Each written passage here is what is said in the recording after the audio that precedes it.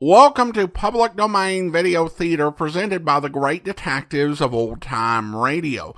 From Boise, Idaho, this is your host, Adam Graham. If you have a comment, email it to me, box13@greatdetectives.net. Well, now it's time for another episode of Dangerous Assignment. This is Season 1, Episode 10, original air date, fall of 1951, and the title is The Lagoon Story.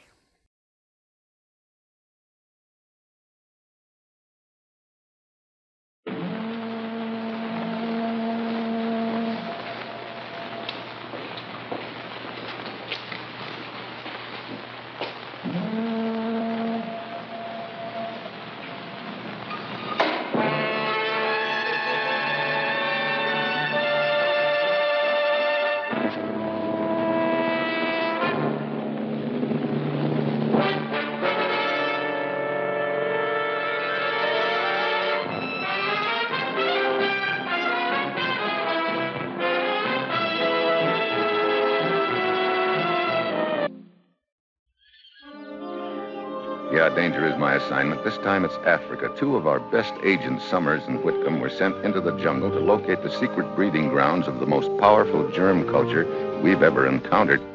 Summers and Whitcomb are a month overdue, so the commissioner has sent me to find them. It's the only trail out of the interior to Port Godfrey. Right. If Summers and Whitcomb are on the way out, they'll have to use this trail. Awfully glad they assigned you to help me, Mr. Lovett. We're very happy to cooperate, old man. Especially as it's to both our advantage to see these germs don't wind up in the wrong hands. I have an idea they're in trouble.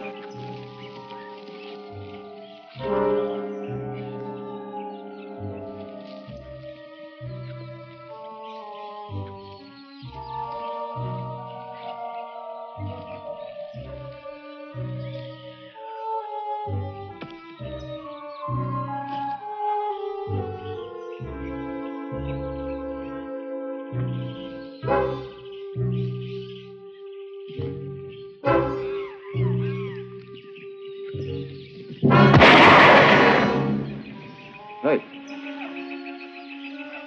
Sounded like it came from up ahead. You'd better take a look. It might be a hunting party, but on the other hand, it might not.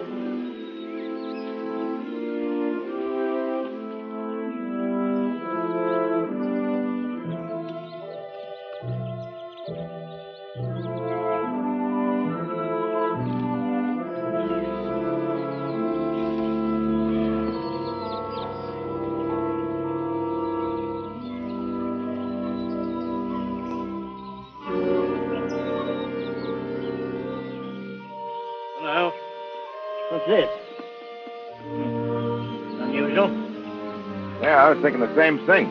That's an American-made 4440. Yeah, but nobody but an American would carry a gun like that around here. We prefer our own. You recognize it? I'm afraid I do. That AS stands for...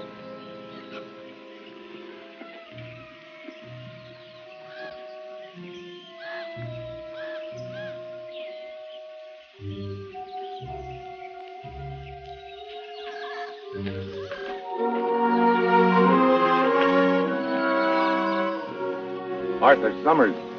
Any idea who did this? None. There's no good looking for him. Give a fellow a 20-second start here and you'll never find him. Chala Mukala Chaka. Waikoni Kilchala. Take a look at that pack.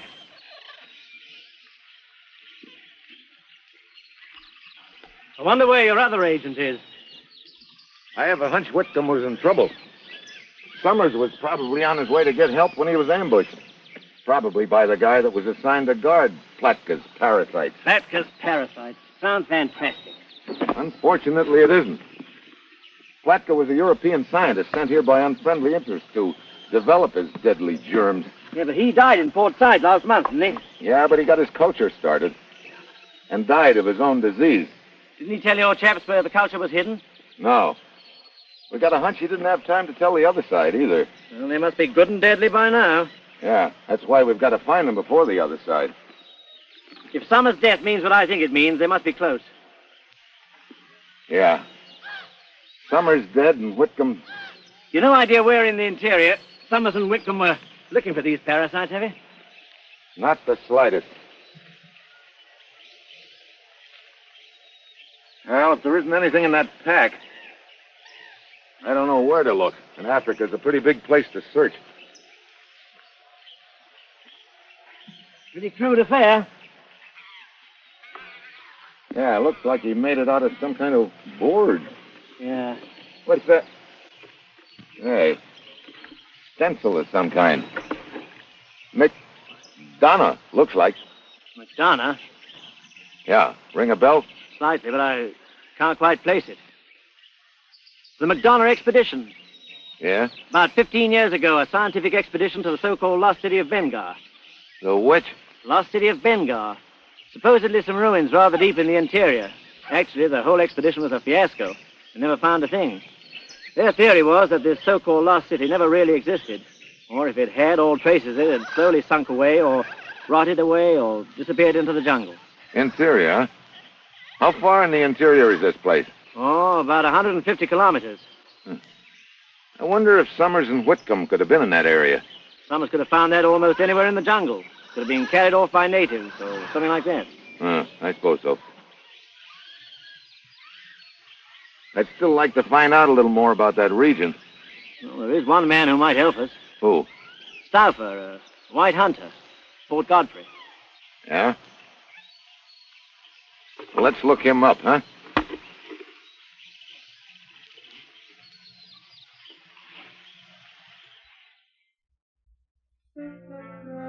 Back in Fort Godfrey the next morning, we learned that Stauffer, the hunting guide, has just taken a party out.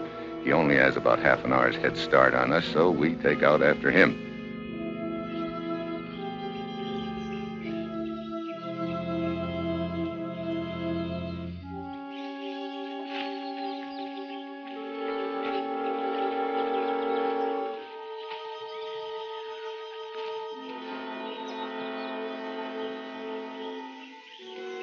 Oh, Mr. Stauffer, Yes, Mrs. Kepler? you may call me Maria. What is it you wanted, Mrs. Kepler? Well, I'd like to take a picture of each one as you come through here. Of course. Oh, Colonel Frobisher, you're first. Right, oh, my dear. Now, make me look handsome. This is a risky business, you know. Make your husband jealous. Thank you. Ah. Senor Corrado?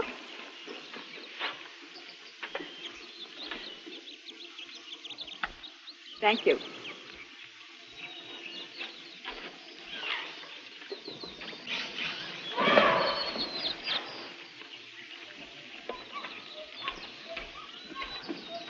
You omitted your husband, Mrs. Kepler. This is a very strenuous business, Mr. Stauffer. You seem to be doing all right for yourself. Well, under such expert care, why shouldn't I? Thank you.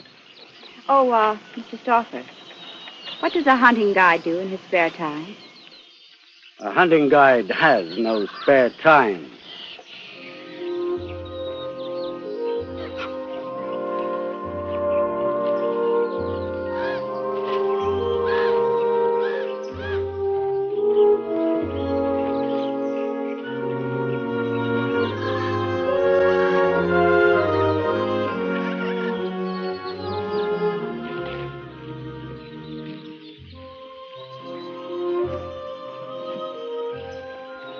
How about a little breather here? Anything you say, old chap. I certainly could use one.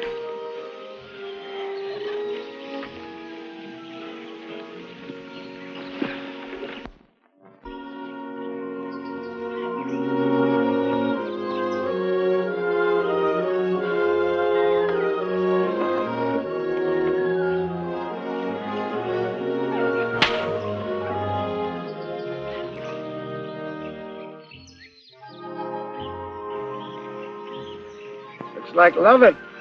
Excuse me.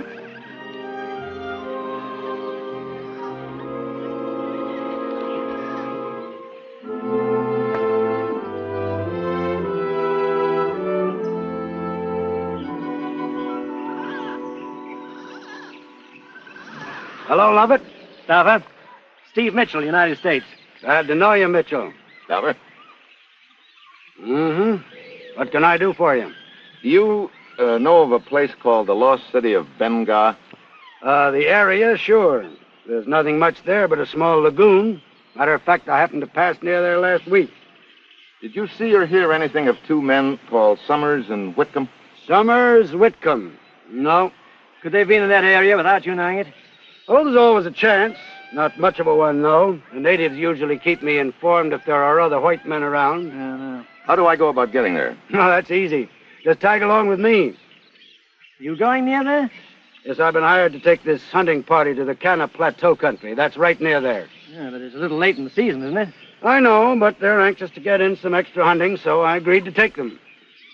Who are they? Well, that couple's a Mr. and Mrs. Kepler, retired colonel named Frobisher, and a Mr. Corrado. Did they know each other before they engaged you? Don't think so. Staying at the same hotel and cooked this up between them. I see. Mr. Stauffer, you've got yourself another customer. Glad to have you. Well, I'd better be getting back to Port Godfrey. Goodbye. Good luck. Bye, Lovett. Bye. Well, let me take you over and introduce you to the party. Okay, but I'd appreciate it if you didn't mention the credentials I showed you. I never saw them.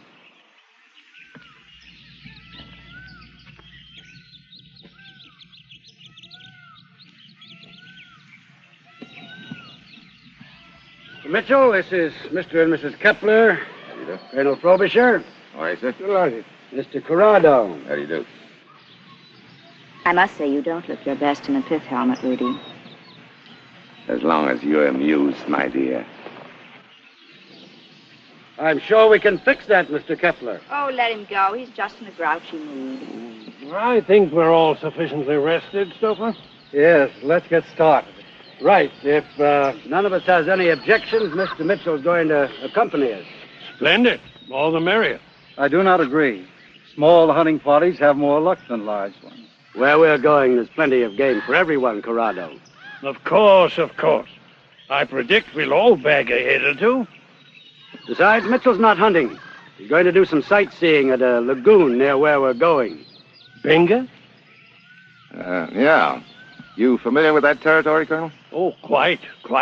Of course, I've never really been to the place itself, but I'm well versed in the legend and lore of it. I see.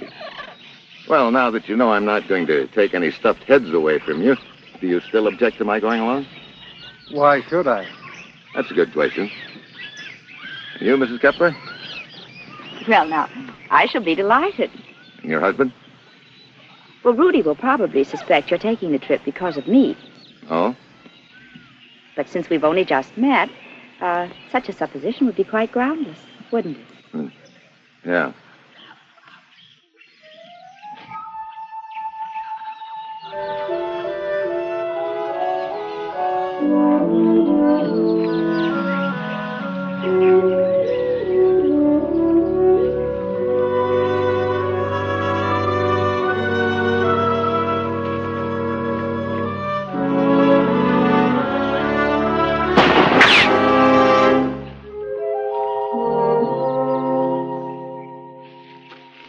That was real cute, Barada. I'm sorry. It was inexcusable. Can I help it if I stumble? Why wasn't the safety catch on? The rifle is new to me. It will not happen again. It better not, Buster. I have already apologized, Mr. Mitchell.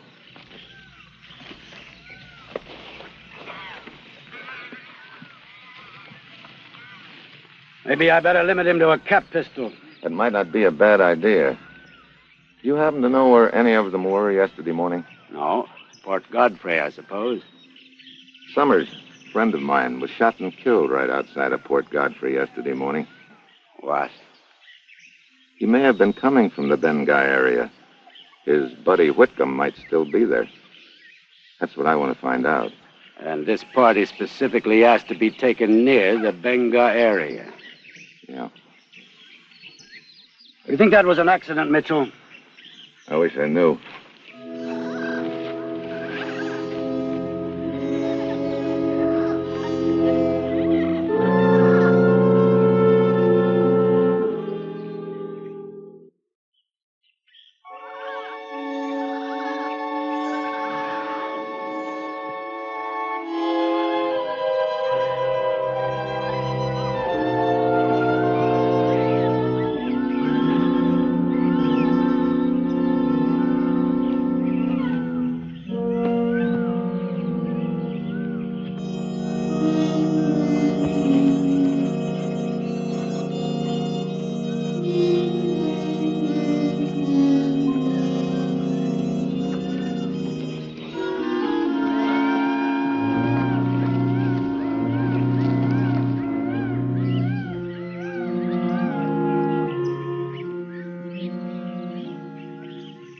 It'll be dark in 2 hours. We'll camp here.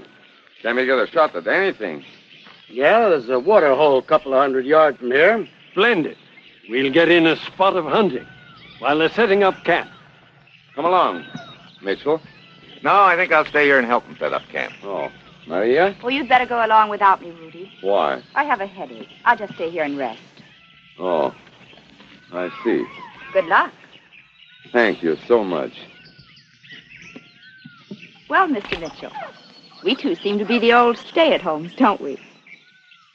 Yeah. Don't you think you better go take care of your headache? Headache? Oh, yes, of course.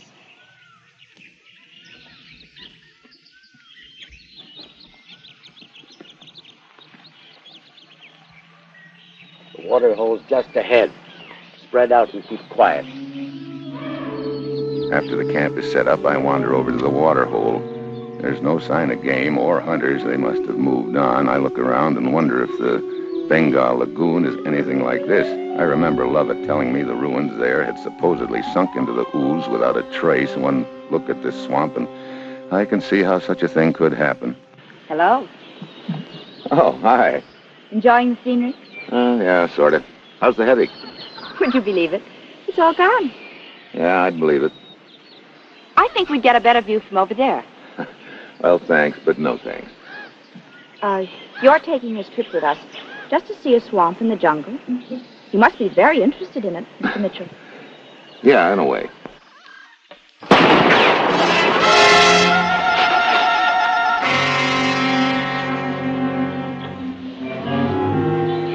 Where did it come from? Could have come from any place.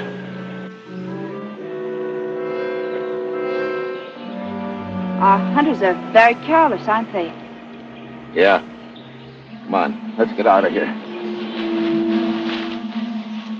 Well, right now I've got a lot of questions chasing themselves around in my head, all of them unpleasant. Was the shot carelessness? Was it Maria's jealous husband, or was Maria a decoy to line me up for a shot by somebody who doesn't want me to make a trip to the Bengal Lagoon?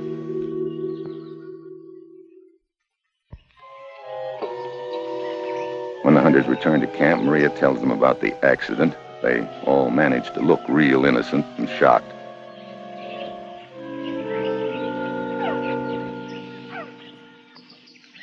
I say, what a beastly thing to have happen, old chap. Oh, it could have been more beastly, I guess. As you see, others beside myself are sometimes careless with weapons. Couldn't possibly have been me, old boy. You know, I moved away from the water hole. Like to play the lone hunter, if you know what I mean. But I'm positive I was well out of range of camp. As it turns out, it would have been much safer to join the hunting party rather than stay here in camp, wouldn't it? Yeah, I guess so. Well, in any case, I'm quite sure the shot didn't come from my rifle. Oh, no? I found nothing to shoot, so I didn't use my rifle at all.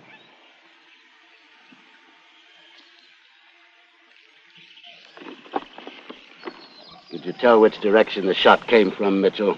No, let's forget it. I can't be sure, but I think Kepler's lying. Oh? We were all taking shots as they presented themselves. At one point, I was standing near a figure in a clump of brush as he fired. As I say, I can't be sure, but I think it was Kepler. I see. After this, I won't allow any of them out of my sight. I don't want any more of these so-called accidents. You've got company there. The next morning, we get an early start. By 10, we're near the foot of the Kana Plateau. Here's where we leave the trail and cut across to the hunting ground. The trail goes to the lagoon. Looks pretty rugged out there. It is, but it's the heart of the big game country. Oh, we should be taking advantage of it instead of wasting our time. All right. See you at camp this evening, Mitchell. Good hunting. Same to you.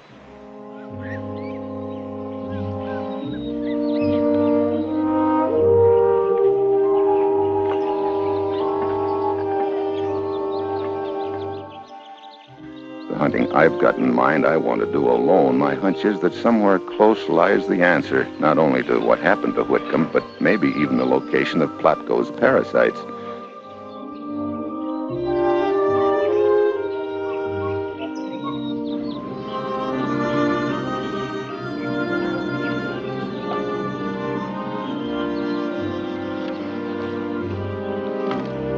Where's your husband?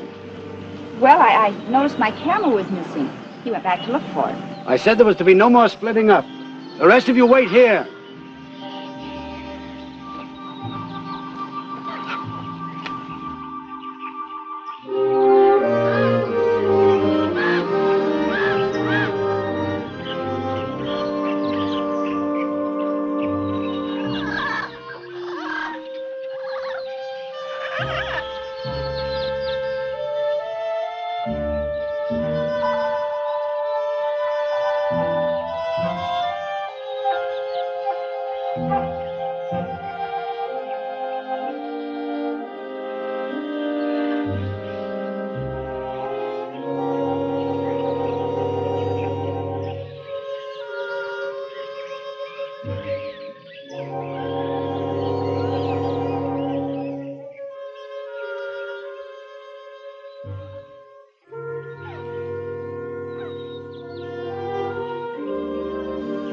Whitcomb.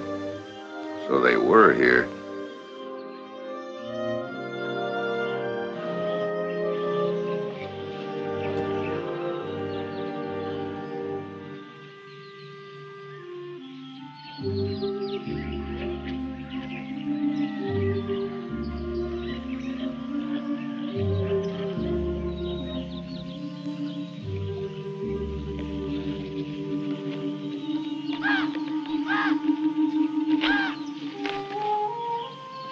This is the location I described in my report. I'm leaving this information here as a precaution in case anything happens to me.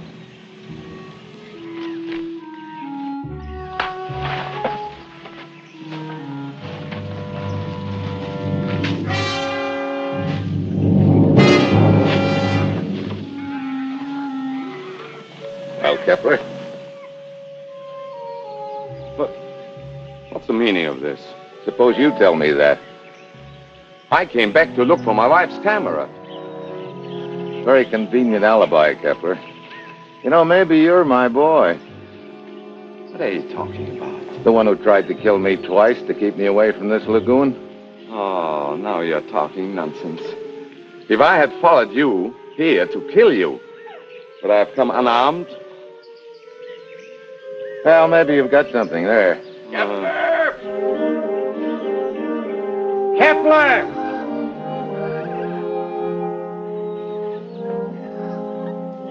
Kepler! I've been looking for you, Kepler. I thought I made it clear no one was to leave the party. I was looking for... Go on back and rejoin the others. What's this? The grave? Whitcomb? Yeah.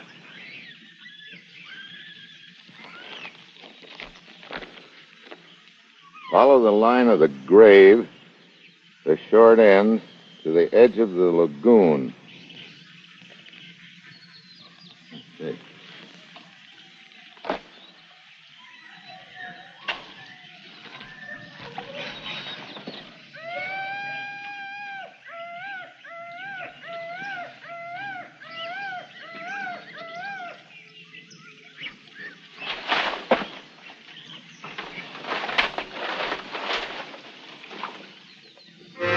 What in the world is that?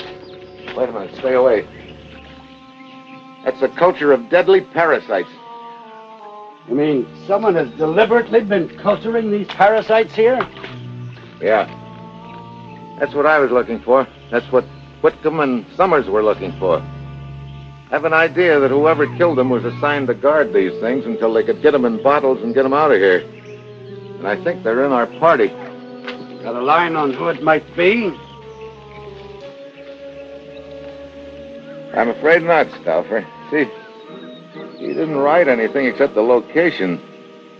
Wait a minute. Some writing on the back here. It's kind of faded. I didn't get a chance to destroy the cultures.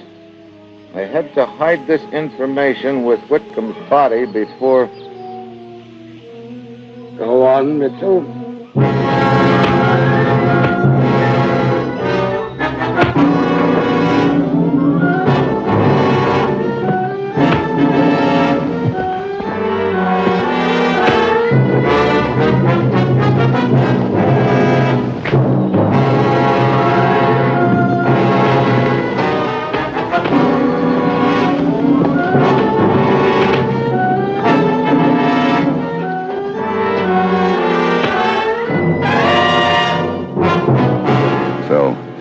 was my boy all along. Well, now he's on ice for a murder charge, and when I get those bugs destroyed, the job's wound up. But the next time they tell me I've got to track a killer through the wilderness, I'm going to hold out for Central Park.